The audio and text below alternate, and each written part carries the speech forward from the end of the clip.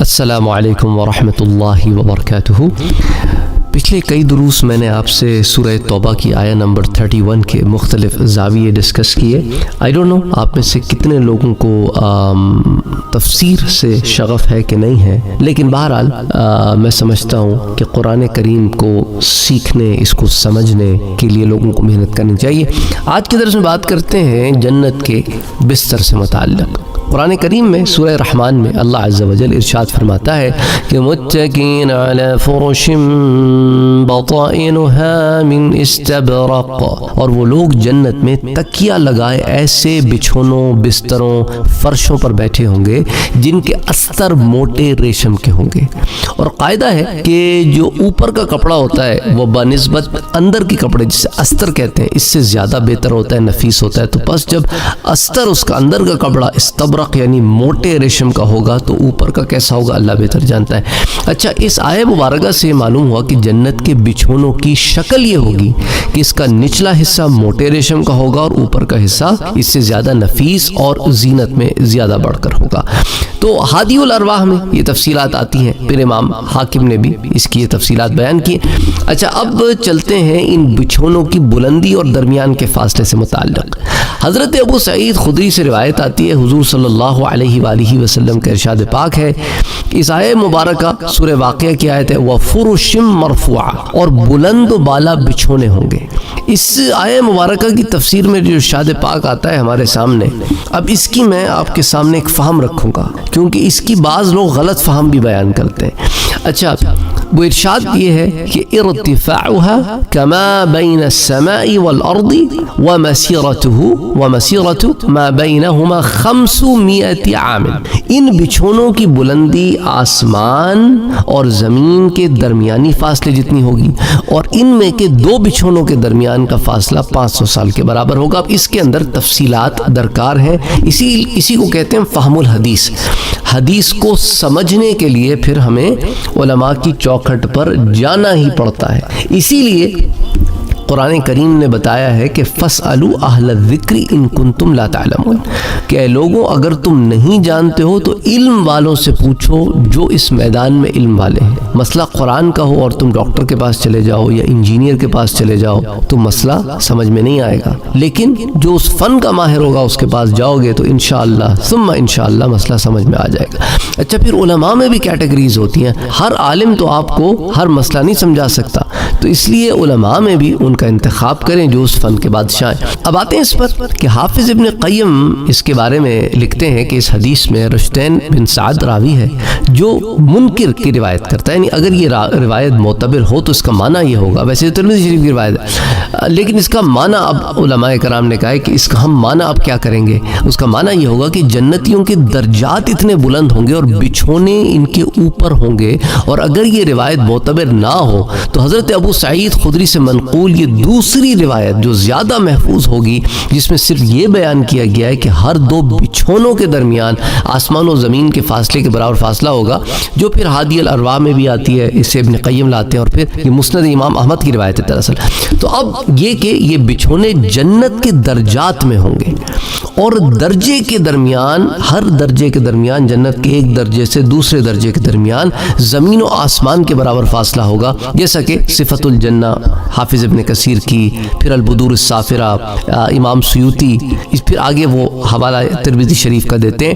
تو اب جو ہے علماء کرام نے یہی کہا ہے کہ حدیث کا جو آخری مطلب ہے یہ زیادہ صحیح معلوم ہوتا ہے کہ اس سے مراد بچھونوں کی اونچائی نہیں ہے بلکہ جنت کے درجات کے درمیان فاصلہ ہے، کہ جنتی جو ایک دوسرے سے درجات میں اختلاف میں ہوں گے تو اب وہ جنتیوں کے بچھونوں کا پھر اس میں ذکر آیا ہے کہ جنتیوں کو ان کے بچھونے دیے جائیں گے اور وہ ان کی جنت کے اعتبار سے ہوں گے، تو نیچے والی جنت پر میں جو بچھونے ہوں گے اوپر والی جنت میں بچھونے والوں کو ایسی کیفیت ہوگی کہ گویا آسمان و زمین کے درمیانی فاصلہ ہے. تو یہ فہم جو ہے وہ زیادہ بہتر معلوم ہوتی ہے.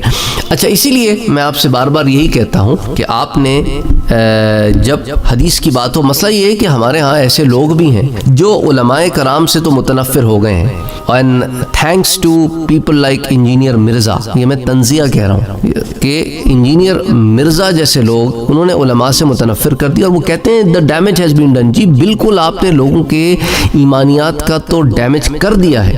اب آپ قیامت میں جواب دہ ہوں گے انشاءاللہ، کیونکہ آپ نے جو کام کیا ہے اس امت کے ساتھ. جو لوگ بھی متنفر ہوئے ہیں علماء سے، تو علماء حق سے جو متنفر ہو گئے ہیں، علماء سو کے چکر میں آپ نے سب کو لپیٹ دیا اپنی جہالت میں، اور آپ غلط تعویلات بیان کرتے ہیں قرآن و حدیث کی. تو بہرحال تو اس کا نتیجہ یہ نکلا ہے کہ بعض ایسے لوگ، جیسا کہ مجھ سے بعض لوگوں نے ذکر بھی کیا ہے، پھر یہ وہ لوگ ہیں جو ملحدین کو بھی بہت زیادہ سنتے ہیں، اور ملحدین کا جو انداز ہے وہی انداز وہ اب مسلمانوں پر مسلمانوں والا لبادہ اوڑھ کے یہ اپناتے ہیں. تو اسی لیے سخت ضرورت ہے اس امر کی کہ اگر علم دین سیکھنا ہے تو قرآن کیا کہتا ہے؟ فَاسْأَلُوا أَهْلَ الذِّكْرِ إِن كُنتُمْ لَا تَعْلَمُونَ، کہ اگر تم نہ جانتے ہو تو جاننے والوں سے، علم جاننے والوں سے علم حاصل کرو. دین کا علم کوئی ایسا مذاق نہیں ہے کہ تم انجینئروں سے جا کے علم دین سیکھو اور ان کی غلط تعویلات کو دین سمجھ لو، اور وہ مکھی بن کے جو ایلیمنٹس آف سوسائٹیز، جو رانگ ایلیمنٹس آف سوسائٹیز ہیں، اس کو ایسے ہائی لائٹ کرتے ہیں جیسا کہ ساری سوسائٹی یہی ہے.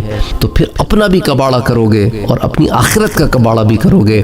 اور دیکھو وَاتَّبِعْ سَبِيلَ مَنْ أَنَابَ إِلَيَّ، قرآن کیا کہتا ہے؟ اور میری طرف رجوع کرنے والے آدمی کے راستے پر چلو.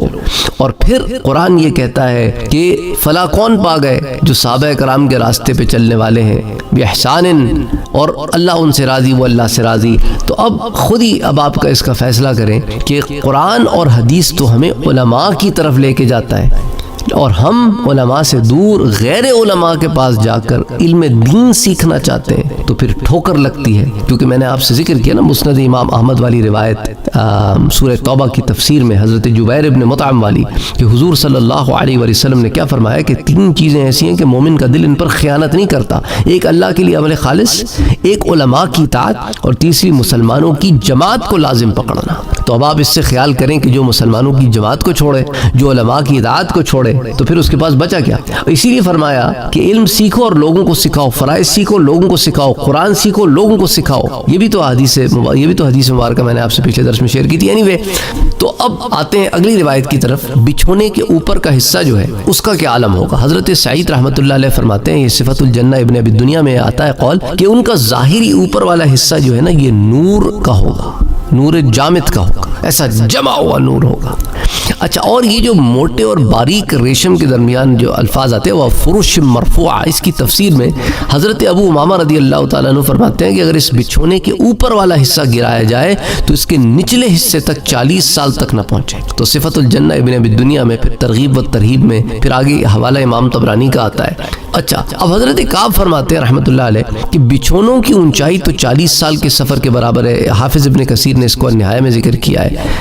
اور پھر اس تخت کی کیا کیفیت ہوگی کہ اللہ تعالیٰ قرآن کریم میں کیا فرماتا ہے؟ سورۃ الطور کی آیت نمبر 20 میں، متکئین علی سرر مصفوفۃ وزوجناہم بحور عین. اور پھر فرماتا ہے سورہ واقعہ میں، ثلۃ من الاولین وقلیل من الاخرین علی سرر موضونۃ متکئین علیہا متقابلین. اور پھر فرماتا ہے سورہ غاشیہ میں، فیہا سرر مرفوعہ.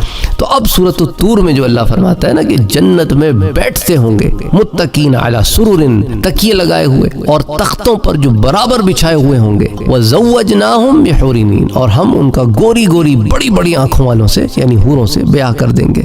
اچھا، اب آ جائیں سورہ واقعہ میں جو اللہ تعالیٰ فرماتا ہے ان مقربین کا ایک بڑا گروہ تو اگلے لوگوں میں سے ہوگا اور تھوڑے پچھلے لوگوں میں سے ہوں گے. اگلوں سے مراد متقدمین حضرت آدم علیہ السلام سے لے کر حضور صلی اللہ علیہ وسلم سے قبل تک، اور پچھلوں سے مراد حضور صلی اللہ علیہ وسلم کے وقت سے لے کر قیامت تک۔ اور اسی طرح پھر در منصور میں حضرت جابر سے مرفوعاً آتا ہے، اور متقدمین میں کثرت سابقین کی اور متاخرین میں قلت۔ سابقین کی وجہ یہ ہے کہ خواص ہر زمانے میں کم ہوتے ہیں، اور متقدمین کا زمانہ بنسبت زمانہ امت محمدیہ کے قرب قیامت میں پیدا ہوئے زیادہ طویل ہے۔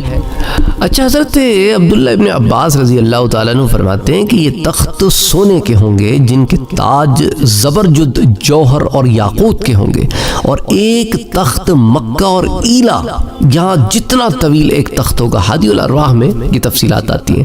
اچھا، اس کی اونچائی سے متعلق حضرت کلبی رحمۃ اللہ علیہ فرماتے ہیں کہ تخت کی اونچائی اوپر کی طرف 100 سال کے سفر کے برابر ہوگی۔ جب آدمی اس پر بیٹھے گا، ارادہ کرے گا، تو فوراً اس کے لیے جھک جائے گا، حتیٰ کہ وہ اس پر بیٹھ جائے گا۔ پھر جب وہ اس پر بیٹھ جائے گا تو وہ پھر اپنی جگہ تک بلند ہو جائے گا۔ تو الہادی الارواح میں پیج 278 پر یہ قول بھی آتا ہے، اور حضرت عبداللہ ابن عباس والی روایت بھی اسی صفحے پر آتی ہے۔ تو بہرحال یہ بھی ہو سکتا ہے کہ وہ تخت بلند ہوں، فلوٹنگ بھی ہو سکتے ہیں، وہ فلوٹ کرتے ہوں، وہ ٹریولنگ تو ہیں، کیونکہ وہ تخت ایک جگہ سے دوسری جگہ ٹریول کر کے جائے گا۔ تو انسان جب اپنے کسی دوست سے ملنا چاہے گا تو اس کا تخت اور اس کا تخت ایک جگہ اڑ کے پہنچ جائیں گے۔ تو فلوٹنگ بھی ہیں، ٹریولنگ بھی ہیں، آپ کا حکم بھی مانتے ہیں، ایک جگہ سے دوسری جگہ جاتے بھی ہیں، آپ کی مرضی سے نیچے بھی ہوں گے، اوپر بھی ہوں گے۔ یہی تو اللہ تعالیٰ نے کہا کہ جنت وہ جگہ ہے، دیکھو گے تو پتہ چلے گا، ویسے نہیں سمجھ میں آنی تمہارے۔ اچھا، حضرت عبداللہ ابن عباس فرماتے ہیں کہ اللہ کا دوست جنت میں تخت پر تشریف فرما ہوگا جس کی بلندی 500 سال کی ہوگی، اور اسی کے متعلق اللہ کا ارشاد ہے کہ وہ فرش مرفوعہ، اور تخت ہوں گے بلند۔ فرمائے کہ تخت سرخ یاقوت کا ہوگا جس کے سبز زمرد کے 2 پر ہوں گے۔ پھر اس تخت پر 70 بچھونے ہوں گے جن کا استر اندر کا کپڑا نور کا ہوگا، اور اوپر کا حصہ باریک ریشم کا ہوگا، اور اندر سے پھر موٹے ریشم کا بھی ذکر ہے، اور اندر کا موٹا ریشم کا ہوگا۔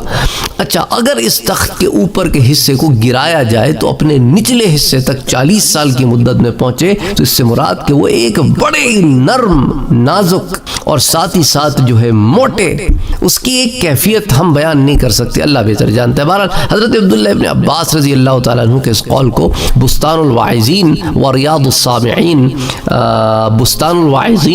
ریاض السامعین کے پیج نمبر 143 144 میں بیان کیا گیا۔ اچھا، پھر اللہ تعالیٰ ارشاد فرماتا ہے کہ متکین فیہا علی الارائک، سورۃ الطہر میں آتا ہے، اور وہ جنت میں مسیریوں پر ٹیک لگائے ہوئے ہوں گے۔ ٹھیک ہے، حضرت عبداللہ ابن عباس ارائک کی تفسیر کرتے ہوئے فرماتے ہیں کہ ارائک مسیری یعنی اس وقت تک نہیں بنتی جب تک پلنگ پر پردہ نہ پڑا ہو۔ جب پلنگ اور اوپر کا پردہ دونوں جمع ہو تو پھر ارائکی کہلاتا ہے۔ یہ بدور السافرہ میں حدیث نمبر 1976 کے تحت یہ اس کی تفصیل آتی ہے۔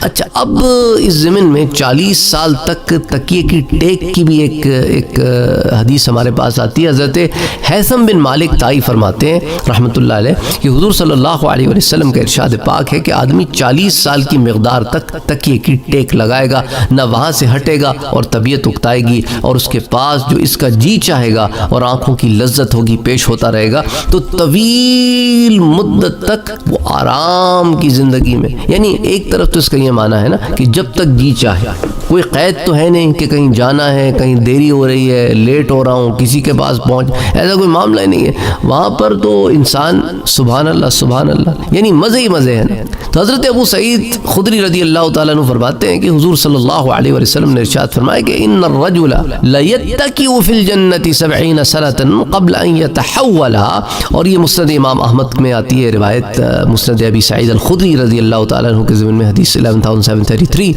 تو آدمی جنت میں پہلو بدلے بغیر 70 سال تک ٹیک لگا سکے گا، اور اس سے زائد بھی اور کم بھی۔ یہ نہیں کہ بس، یعنی کہنے کا مقصد یہ ہے کہ کم اور زائد تو ہو سکتا ہے، مطلب یہ ہے، مقصد یہ ہے کہ وہاں پر کوئی روک ٹوک نہیں ہے، کوئی جلد بازی نہیں ہے، کوئی تھکاوٹ نہیں ہے کہ بھئی بیٹھے بیٹھے تھک گیا ہوں۔ حضرت سلیمان بن مغیرہ رحمۃ اللہ علیہ حضرت ثابت رحمۃ اللہ علیہ سے نقل کرتے ہیں کہ انہوں نے فرمایا کہ ہمیں یہ بات پہنچی ہے کہ جنتی آدمی جنت میں 70 سال تک ٹیک لگائے بیٹھے گا، آس پاس اس اس کی بیویاں اور خدمت گزار ہوں گی، اور جو کچھ اللہ اس کو شان و شوکت اور نعمت عطا فرمائے گا وہ بھی ہوں گی۔ پھر وہ نظر اٹھا کر جو دیکھے گا تو اس کو اس کی کچھ اور بیویاں نظر آئیں گی جن کو اس نے اس سے پہلے نہیں دیکھا ہوگا۔ وہ کہیں گی کہ اب وہ وقت آ گیا ہے کہ آپ اپنی طرف سے ہمارا نصیب عطا فرمائے۔ تو جولات فی ریاض الجنات میں صفحہ 83 پر پھر آگے وہ حوالہ دیتے ہیں تفسیر ابن کثیر کا، جلد نمبر 4 صفحہ 241 کا۔ اچھا، اب یہ مسیریاں جو ہیں یہ کس چیز سے بنی ہوں گی؟ سورہ مطففین میں جیسے آتا ہے نا کہ علی الارائک ینظرون، اس کی تفسیر میں حضرت مجاہد رحمۃ اللہ علیہ فرماتے ہیں کہ مسیریاں لولو اور یاقوت سے بنی ہوں گی، جیسا کہ البعث والنشور میں، پھر تفسیر ابن جریر الطبری میں بھی آتا ہے۔ تو بہرحال کہنے کا مقصد ہے کہ آج ہم نے ذرا تفصیل سے جنت کے اس تخت کے بارے میں پڑھا ہے، پھر انشاءاللہ تعالی پھر جنت کی اور چیزوں کے بارے میں پھر اگلی نشست میں بات ہوتی ہے۔ السلام علیکم ورحمۃ اللہ وبرکاتہ۔